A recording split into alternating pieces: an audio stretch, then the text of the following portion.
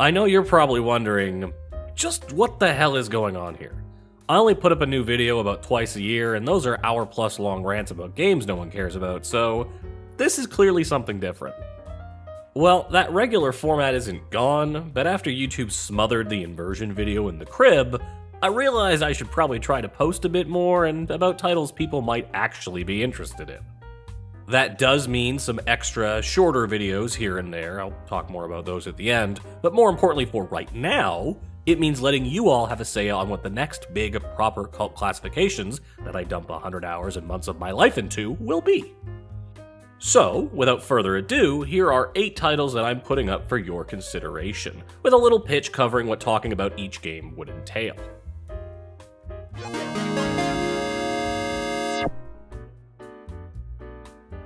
Old X-Men stuff seems to be on the rise these days, what with X-Men 97 and Hugh Jackman rocking the yellow and blues in the new Deadpool movie.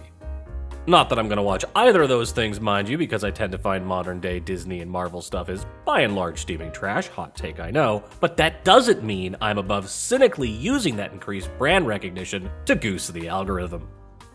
Luckily enough, there is an X-Men game that is perfectly suited to this channel. An attempt at a full-on, mutant-themed BioWarean RPG by a storied developer with a checkered past. I speak of the one, the only, X-Men Destiny by Silicon Knights. Notorious for its low budget and the supposedly low levels of enthusiasm from many involved, this game would probably have a greater legacy of infamy if more people had played it, which they can't.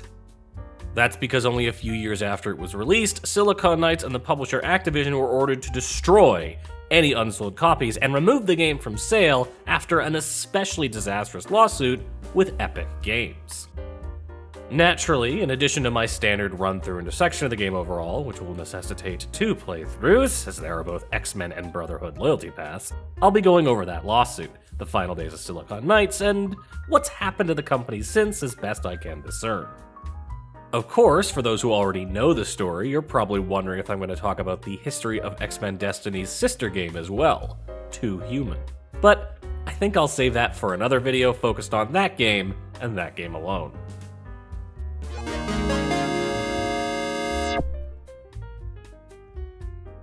There are few things quite as painful in gaming as a never was, and the one that still hurts the most for me is that we never ended up getting the XCOM revival that was originally planned.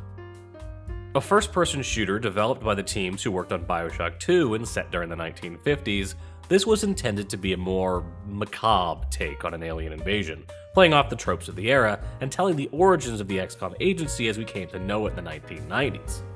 This version of the game was far enough along to have been previewed to press at various events, and reading those previews back in the day, I was hyped. Sadly, old XCOM fans were not, as they were up in arms over the genre and tone change from the originals, leading to the creation of the 2012 Firaxis-led XCOM remake/reboot that we all know and love.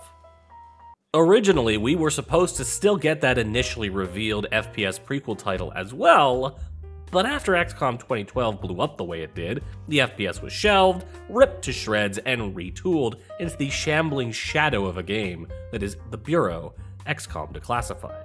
A more tonally in line third-person shooter with a Mass Effect-style team and tactics system. While it's ostensibly a better fate than being fully cancelled, I still felt personally slighted by it at the time, and much as I'm glad we saw the proper XCOM revival that we did, I'll always wish we could have seen the original version for this game fully developed. I plan to break down the game we got while trying not to be too salty about the past and genuinely taking a fair look at it with fresh eyes, before then doing a deep dive into the extremely limited info available on that initial version and what could have been, but never was.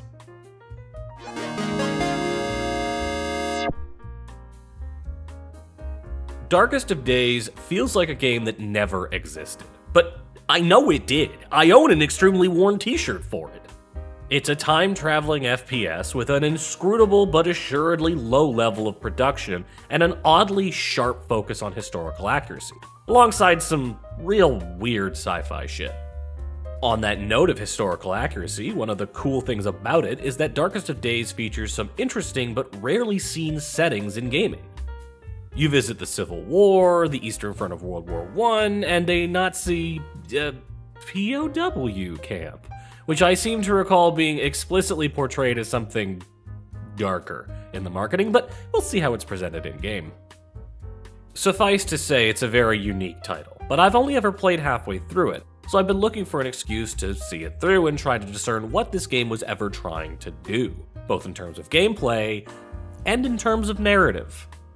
It's one of those projects where I can smell the passion coming off of it, but I'm just not quite sure to what end that work was put in.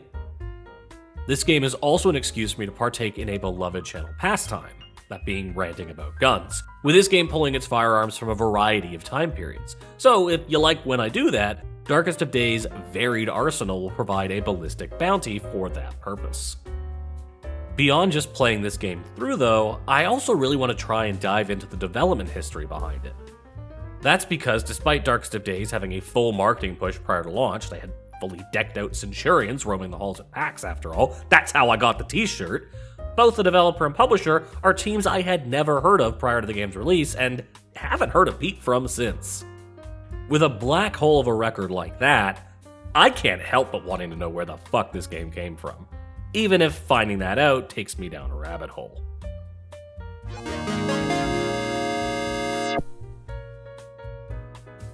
Nothing screams potential comedy gold like high-budget and ill-considered FMV, where live-action cutscenes are supposed to flow seamlessly into rendered video game fun, and The Quiet Man attempts to provide just such an experience. A supposedly very short action game where you play as a deaf vigilante of sorts, with that deafness being represented mechanically in-game on an intrinsic level. On the face of it, that sounds like a super cool concept, though thinking about it further, I can absolutely imagine how it could go terribly awry, which might explain both the critic and user reviews this game got.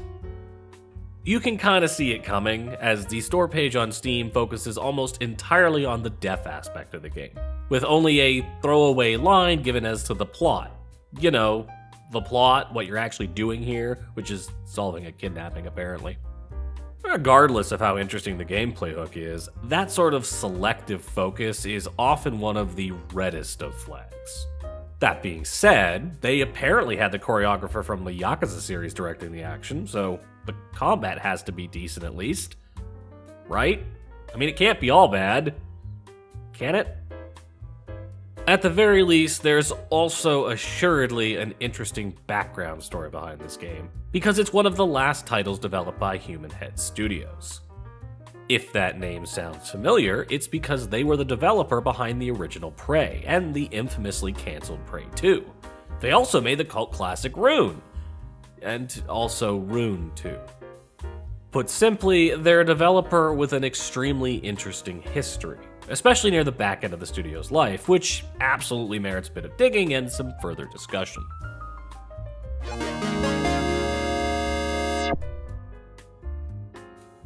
Remember when Ubisoft used to make fun, weird, single-player experiences that weren't bogged down with microtransactions? When they contained more than sanded-down, cookie-cutter gameplay mechanics that at best felt like pablum? Well, I do. I won't go too deep down the shitting on Ubisoft well, there's plenty of other people who've done that before me and better than I ever could, shout out to Ross and his Stop Killing Games effort on that note, but it is important to remember why that collective pain exists. It's because Ubisoft used to occasionally make some really cool shit. Driver San Francisco is a perfect example of said cool shit. A story-based racing game with a central mechanic where you body swap into different cars at speed to strategically cause traumatic 10-car pileups. Making it even more novel is that you do all of this within the story trappings of a California 70s cop procedural, though the game is set in the aughts. It's Quantum Leap meets Starsky and Hutch meets Need for Speed meets a demolition derby. It is the rare game where you can genuinely say there is nothing else like it. Sadly, that lightning is likely never being bottled again either, because while it did well critically, it didn't make sales anywhere close to Ubisoft's more mainstream franchises. If you're looking for a review where I shit all over a game, this won't be it. Because while I'm sure it'll be an absolute ball ache to get the PC version running in this day and age, I love this game at launch, and honestly, I've just been looking for an excuse to play it again. Also, aside from some context setting on modern Ubisoft, this likely will be a video that sticks pretty much entirely to the game and doesn't dive too much into side material. Unless I happen to dig up an interesting story that has more nuance to it than just Ubisoft bad.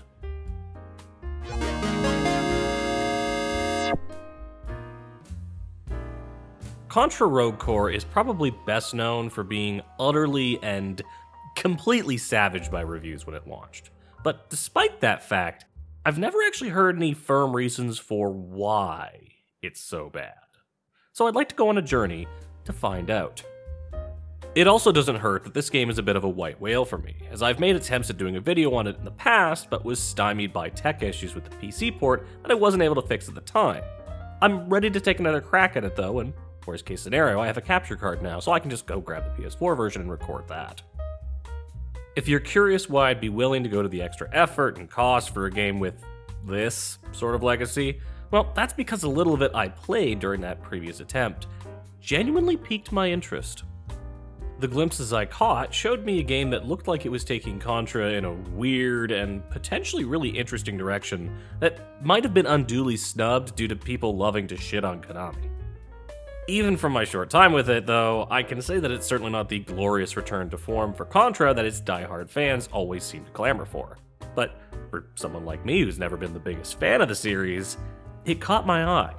I want to see more of it and find out if there's maybe a half-decent game and some cool ideas hidden beneath all the hate. This video would also be a really good opportunity to talk about the current state of Konami and their attempts to get back into the gaming market after splitting with Kojima and going pachinko crazy for a little bit there. They're a fascinating company who have made and are continuing to make very curious moves with their IP, both good and bad, and I want to dig into that and see if they are possibly on a path to redemption, even if they've still got quite a ways to go.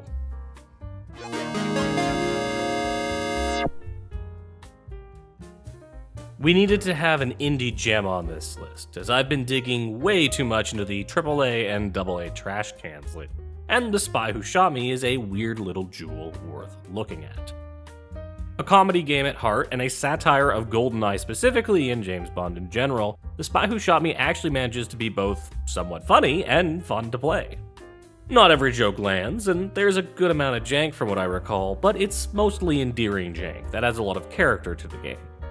It's definitely a bit of a schizophrenic title with lots of minigame set pieces and random gags, but that kind of adds to the indie charm of the whole affair, even if it means it can feel pretty unpolished at times. That aspect of it makes it feel like the stream of consciousness comedy riff sessions of just a couple of people, rather than the results of market research or committee thinking. On that note, it's also not pretentious in the slightest. It's a clear case of a dev just wanting to make something fun and to have fun while making it, which is always something I can appreciate. This game also sticks out as an oddball in its developer's catalog, who sadly looks to have since gone defunct, as it takes their signature doodly art style and converts it to 3D, which I actually think works better. It's a pity they don't seem to be in business anymore, as they had a pretty varied set of titles under their belt, so this would be as good an opportunity as any to show some of them off.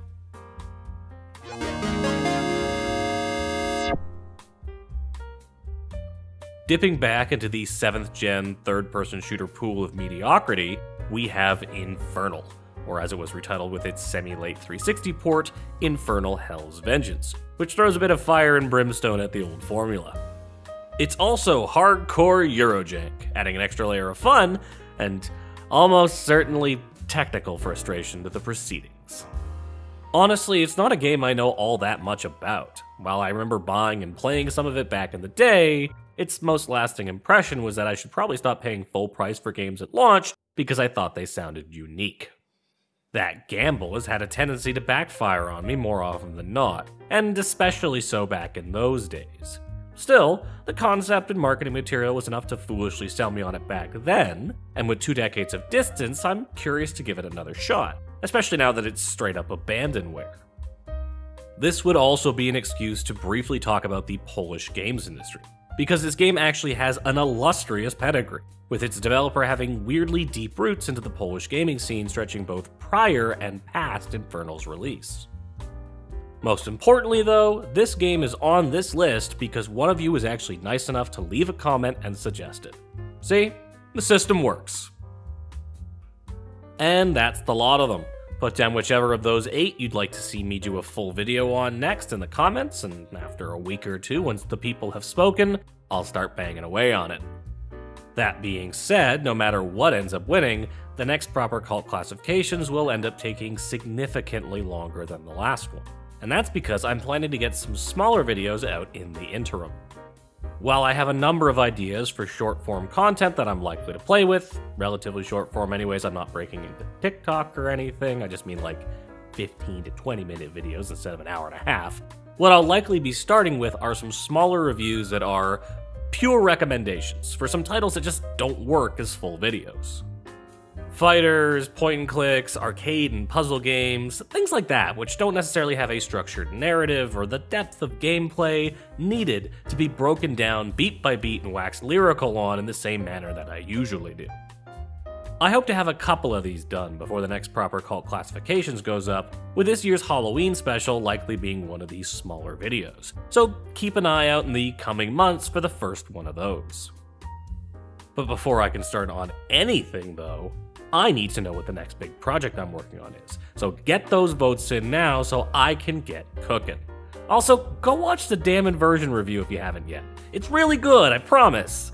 Well, not the game is mediocre at best, but it's a really fun review I put together for it.